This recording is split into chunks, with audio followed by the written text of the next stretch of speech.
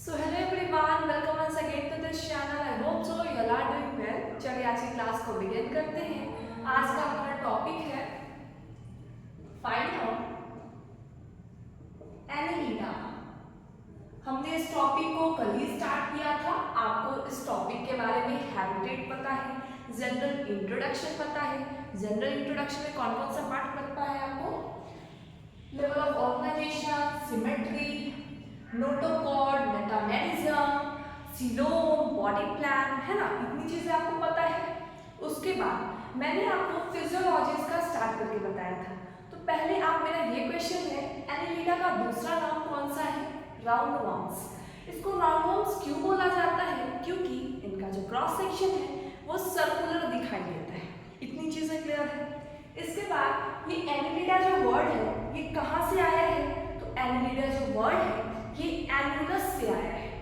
इसका मतलब मैंने आपको एनुअल रिंग से रिलेट करके कल बताया था। आई होप इतनी चीजें आप रिवाइज करके आए हो, सब कुछ आपको याद है। क्लियर? चलिए अब पढ़ते हैं फिजियोलॉजी के बारे में।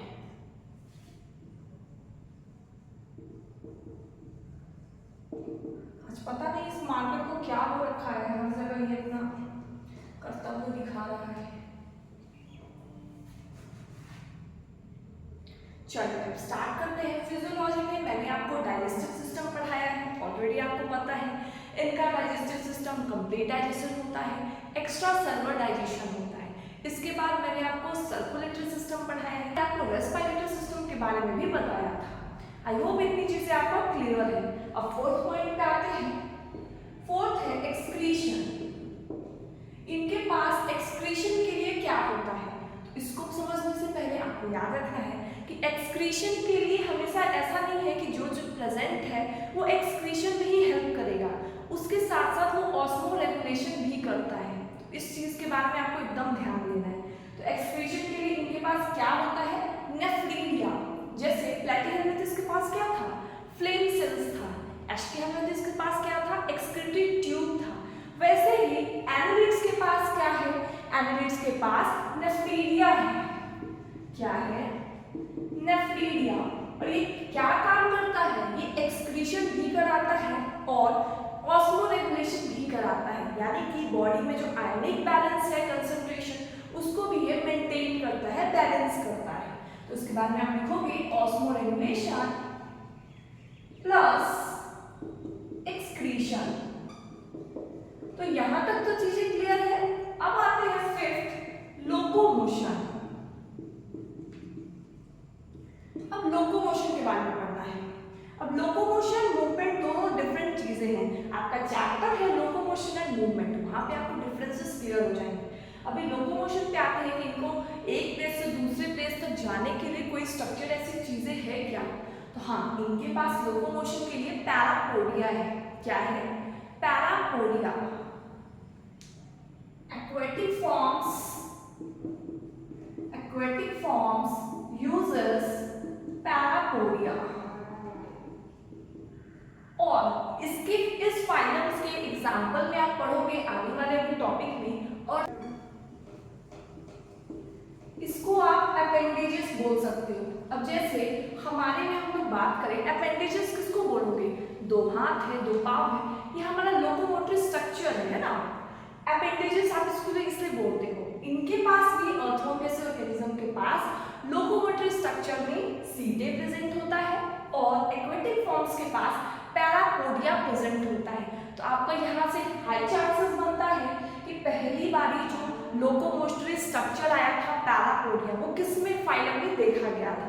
तो आपका आंसर क्या बनेगा? एनालिड्स में देखा गया था, है ना। उसके बाद नेफ्रीडिया पूछेगा।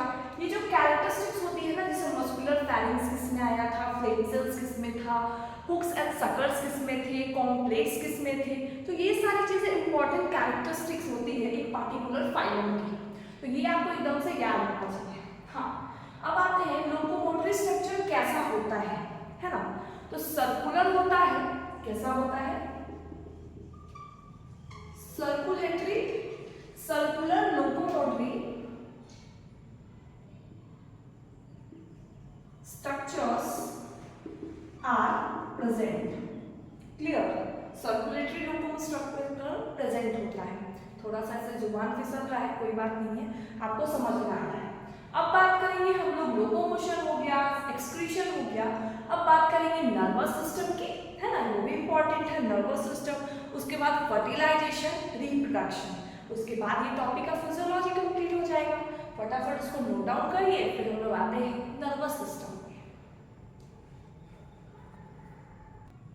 चलिए अब आते हैं नर्वस सिस्टम में।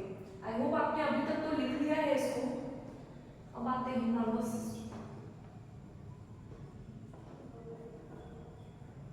आई डोंट नो आज ये मार्कर क्या खेल खेल रहा है मेरे साथ।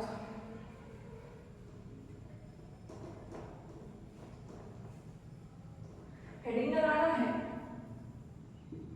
Nervous system. तो इनका नर्वस सिस्टम कैसा होता है?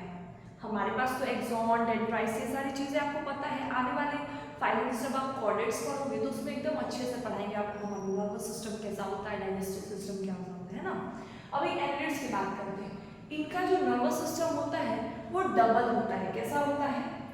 Double ventral.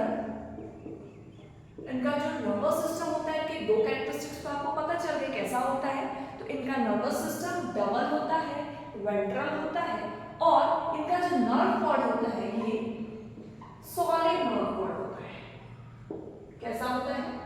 Solid nerve cord. जैसे मान लो ये कोई एग्जांपल बनाया मैंने, मान लो इस फाइलम का कोई ऑर्गेनिज्म है तो इनका नर्वस सिस्टम मैं बना रही हूं। ऐसा कुछ नर्वस सिस्टम होता है इनका, है ना। आपको ये चीजें पता है, डॉर्सल साइड किसको बोलते हो, वेंट्रल साइड किसको बोलते हो, लेटरल साइड किसको बोलते हो, एंटीरियर, पोस्टीरियर। ये 5 चीजें आपको एकदम क्लियर कट रखना है, क्योंकि आने वाले हर चैप्टर्स में आपको डॉर्सो वेंट्रल, एंटीरियर, पोस्टीरियर ये सारे टर्म्स यूज और होते रहेंगे, है ना। आपका डॉर्सल साइड कौन सा है? ये साइड डॉर्सल, ये साइड वेंट्रल, एंटीरियर, पोस्टीरियर, ये साइड लेटरल्स।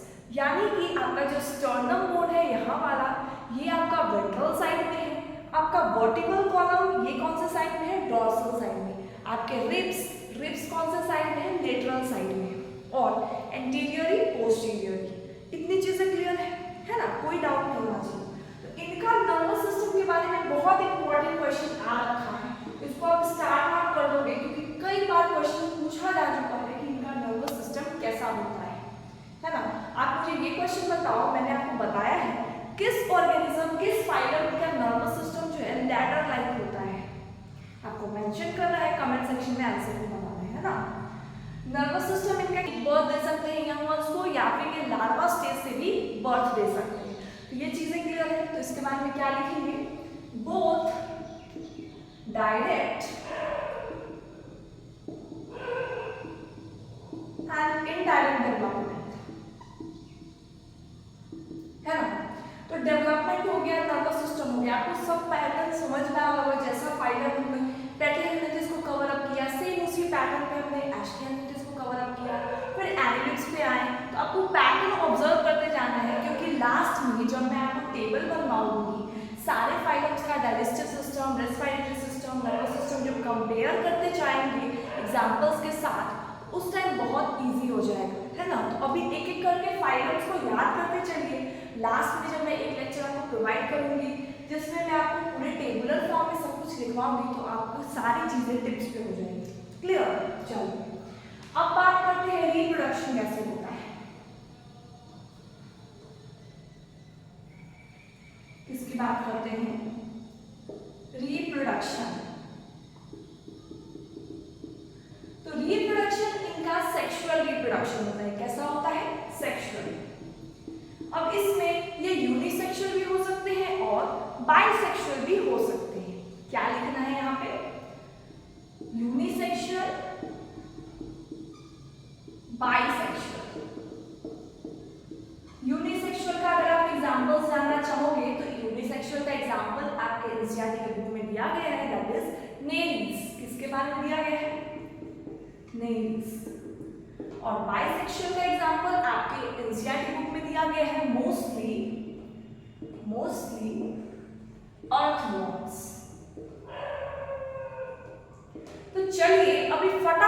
एग्जाम्पल्स पढ़ने से पहले हम इस एमिनेट्स फाइलम को 1 मिनट के अंदर पूरा रिवाइज करते हैं, चाहे वो जनरल इंट्रोडक्शन हो, फिजियोलॉजी हो, सब कुछ क्लियर।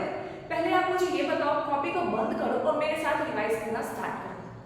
एनिलिडा जो वर्ड है वो किस चीज से आया है? एनुलस से आया है, जिसका मतलब होता है सर्कुलर रिंग। इसीलिए इन फाइलम्स का नाम पड़ा है राउंड वॉर्म्स। इसके बाद जनरल कैरेक्टरिस्टिक्स पे आते हैं। लेवल ऑफ ऑर्गेनाइजेशन जो है, इनका ऑर्गन सिस्टम है, सीलोम इनका ट्रू सीलोमेट प्रेजेंट है, जॉर्म लेयर ट्रिप्लोप्लास्टिक है, सिमेट्री बाइलेटरल सिमेट्री है, सेगमेंटेशन यहाँ प्रेजेंट है, नोटोकॉर्ड प्रेजेंट नहीं है, body plan tube with in tube है। उसके बाद आते हैं फिजियोलॉजी पे, फिजियोलॉजिकल कैरेक्टरिस्टिक्स पे। डाइजेस्टिव सिस्टम इनका कंप्लीट डाइजेस्टिव सिस्टम है, एक्स्ट्रा सेलुलर डाइजेशन हो रहा है। उसके बाद रेस्पिरेटरी सिस्टम पे आते हैं, रेस्पिरेटरी सिस्टम के लिए हैं। और पैरापोडिया कुछ एक्वेटिक ऑर्गेनिजम्स में पाए जाते हैं। लोकोमोटरी स्ट्रक्चर सर्कुलर होता है और लॉन्गिट्यूडनल भी होता है ना। Circular and longitudinal structures are known as locomotory structures. आपको लॉन्गिट्यूडनल वर्ड वहां पे ऐड कर देना है।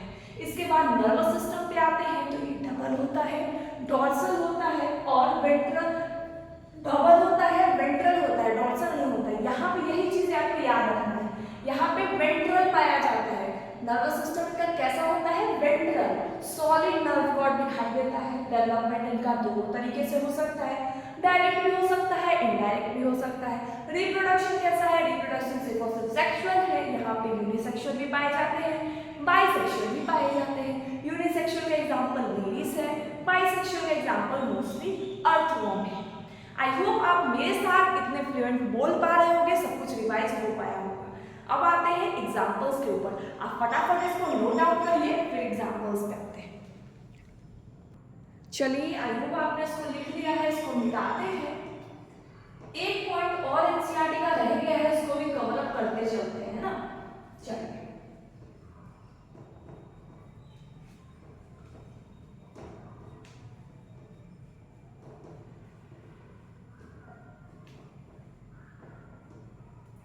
आपकी एनसीईआरटी एक वर्ड लिखती है सेक्सुअल डायमॉर्फिज्म। अब इसका मतलब क्या होता है? इसका मतलब आप हम लोग से रिलेट कर सकते हो। जैसे हमारे ह्यूमंस में मेल अलग दिखाई देता है, फीमेल्स अलग दिखाई देते हैं। दोनों को आप डिस्टिंग्विश कर सकते हो। ऐसा तो कोई नहीं है जिसको आप मेल भी बोल सकते हो, फीमेल भी बोल सकते हो। ऐसा तो देखने को नहीं मिलता है अपने आसपास, है ना। अगर इंसान हो, एलियन नहीं हो, तो आप समझ पा रहे हो, है ना। अब जैसे मेल फीमेल अलग डिस्ट्रीब्यूट कर सकते हो, सेम उसी तरीके से यहाँ पे सेक्सुअल डायमॉर्फिज्म का मतलब यही होता है, male and female can be distribute among each other. अब इसका एग्जांपल एनसीईआरटी लिखती है। एग्जांपल क्या होगा? नेरीज। क्या होगा? नेरीज। अभी यूनिसेक्सुअल का भी एग्जांपल नेरीज आया है, बाइसेक्सुअल का अर्थवॉर्म आया है। एग्जांपल्स बहुत इंपॉर्टेंट है, याद करते जाना है। तो सेक्सुअल डायमॉर्फिज्म का मान लो डेफिनेशन नहीं आ रहा है तो मैं लिखवा देती हूँ उसके लिए। Male and female can be distinguished among each other. आप मेल को फीमेल को अलग से डिस्टिंग्विश कर सकते हो। इसका एग्जांपल नेरीज है। क्लियर? अब मैंने आपको हैबिटेट के दौरान बताया था, कुछ एक्वेटिक होते हैं, कुछ फ्री लिविंग होते हैं, कुछ टेरेस्ट्रियल होते हैं। ऐसा बताया था मैंने, है ना, बताया था। चलो, अब आप लिख लो यहाँ पे एक्वेटिक, टेरेस्ट्रियल। टेरेस्ट्रियल का एग्जांपल होता है अर्थवॉर्म। क्या होता है? अर्थवॉर्म। एक्वेटिक का एग्जांपल क्या होता है? नेरीज, नेरीज जिसको बोलते हैं ना। उसके बाद पैरासिटिक। पैरासिटिक को एग्जांपल्स आप देख सकते हो, हिरुडेरिया। क्या होता है? हिरुडेरिया। तो इतनी चीजें आपको याद रखना है, कौन एक्वेटिक है, कौन टेरेस्ट्रियल है, कौन पैरासिटिक है, कौन यूनिसेक्सुअल है, कौन बाइसेक्सुअल है, कौन सेक्सुअल डायमॉर्फिज्म को शो कर रहा है, किसके पास पैरापोडिया है, किसके पास सीधे है। इतनी कैरेक्टरिस्टिक्स इसमें एकदम मैंडेटरी है, याद करना है। याद हो जाएगा इतनी चीजें। चलिए, अब लास्ट बस इसका लास्ट ही है एग्जाम्पल्स, उसके पे आते हैं, उसके बाद फटाफट हमारा एनसीईआरटी कवर हो जाएगा। चलो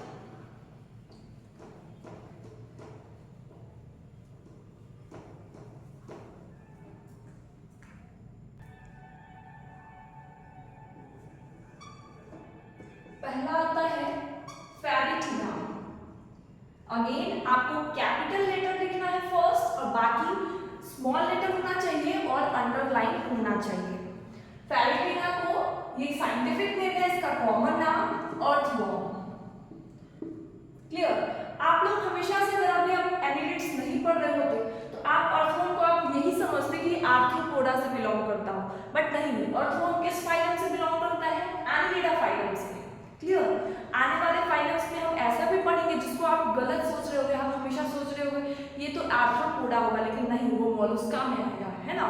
तो ऐसा कंफ्यूजन रहता है। दूसरा नेरिस, इसको बोलते हैं सैंडवॉर्म, इसका कॉमन नाम क्या है? सैंडवॉर्म। तीसरा आता है हिरुटेरिया, इसको बोलते हैं ब्लड सकिंग लीच। क्या बोलते हैं? Blood sucking Leach. तो अभी तक कितने सारे एग्जांपल्स हो गए, 3 एग्जांपल पोरीफेरा का, सिलेंड्रेटा का 7 एग्जांपल्स, टीनोफोरा का 2 एग्जांपल्स, प्लेटिहेलमिंथस के भी 2-3 एग्जांपल्स थे, एस्टिहेलमिंथस के भी 2-3 एग्जांपल्स थे और एनिलिडा के 3 एग्जांपल्स हैं।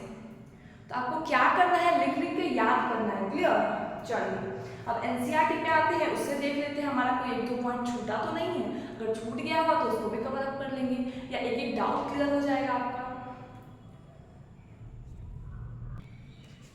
चलिए एनसीईआरटी पेज नंबर 52 आपको निकालना है और मेरे साथ रीड आउट करना है एक लाइन को। Phylum Annelida, these may be aquatic, marine and freshwater or terrestrial, free living and sometimes parasitic।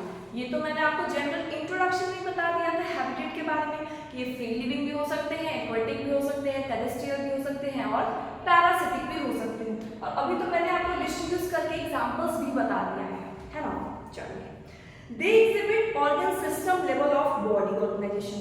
अब जितने भी ऑर्गेनिज्म आएंगे एस्टिहेलमिंथस से सब ऑर्गन सिस्टम लेवल को ही फॉलो करते जाएंगे, है ना? चलिए इनके पास सिमेट्री कैसा होता है? Bilateral symmetry. They are triploblastic, metameridionally segmented and coelomate animals। यहाँ पे सीलोम का मतलब क्या होता है? Body cavity. तो सीलोमेट एनिमल्स है। एस्टिहेलमिंथस कैसा था? They are pseudocoelomate, यानी कि उनके पास फॉल्स सीलोम प्रेजेंट था, लेकिन एनिलिडा जो फाइलम है इनके पास सीलोम प्रेजेंट है, ट्रू सीलोम प्रेजेंट है। इनके पास मेटामेरिज्म भी होता है। चलिए hence the phylum name Annelida, Latin it comes from Latin word annulus, little ring। अब जितना भी एनिमल्स का नाम या कुछ भी साइंस के नाम जो आते हैं वो हमेशा लैटिन लैंग्वेज से ही लिए जाते हैं। ऐसा नहीं है कि कोई ब्रिटिश लैंग्वेज से ले लिया या हिंदी से ले लिया, इंग्लिश से ले लिया, ऐसा नहीं होता है। ऐसा क्यों मैं बोल रही हूँ? क्योंकि लैटिन जो वर्ड है, लैटिन लैंग्वेज जो है वो डेड लैंग्वेज है, वो कभी चेंज नहीं हो सकता और आम बोलचाल में उसको यूज नहीं किया जाता है। जैसे हम और आप हैं तो लैटिन लैंग्वेज कोई जानता ही नहीं है, बहुत कम गिने चुने लोग हैं जो लैटिन वर्ड को जानते हैं, लैटिन लैंग्वेज को जानते हैं। इसीलिए कोई भी साइंटिस्ट का वर्ड, साइंटिफिक नेम या कुछ भी होता है वो लैटिन लैंग्वेज पे ही वो बेस्ड होता है। क्लियर? इतनी चीजें क्लियर है? चलिए अब बात करते हैं इनका जो लोकोमोशन के लिए स्ट्रक्चर होता है वो कैसा होता है। सो they possess longitudinal and circular motion muscles which help in locomotion। यानी कि इनका जो लोकोमोटरी स्ट्रक्चर होता है वो सर्कुलर होता है और लॉन्गिट्यूडनल होता है। Clear? Aquatic annelids like Nereis. अब एक्वेटिक में क्या एग्जांपल है? Nereis possess lateral appendages. इसके बारे में आप लिख लोगे aquatic animals like Nereis they have lateral appendages. Appendages का तो मतलब क्लियर है ना? लेटरल भी मैंने बता दिया, डॉर्सल भी बता दिया, वेंट्रल भी बता दिया। Parapodia which helps in swimming. A close circulatory system is present. इनका जो सर्कुलेटरी सिस्टम है ये कैसा है? क्लोज है। कैसा है, close circulatory system. Nephridium helps in osmoregulation and excretion. Neural system consist of paired ganglia, जिसको गैंग्लियन भी बोलते हो, connected by lateral nerves to double ventral nerve cord. Nereis is aquatic form, it is dioecious, but earthworm and leeches are monoecious। यदि इसलिए मैंने आपको लिखवा दिया है, यूनिसेक्सुअल भी हो सकते हैं, बाइसेक्सुअल भी हो सकते हैं। Reproduction is sexual.